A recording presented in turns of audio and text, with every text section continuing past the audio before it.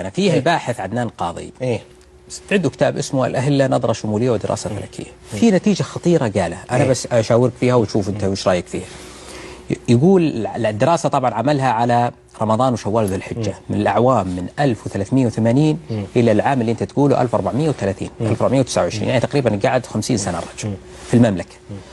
الدراسة يعني وكان من ضمن ما جاء في الدراسة أنه هلال شوال مثلا قد قبلت الشهادة برؤيته ل 32 سنة من السنوات المتضمنة الفترة المذكورة، رغم أن الهلال كان خلال هذه السنوات 32 تحت يعني رؤية خاطئة لا يمكن نشوف 32.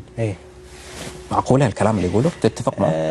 قبل عدنان قاضي أنا عندي دراسة لقبل هذه السنة من عام 1370 إلى هذه السنة، يعني 65 سنة.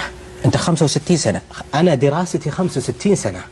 65 سنة 38 سنة قبلت الشهادة في مكان الاستحالة.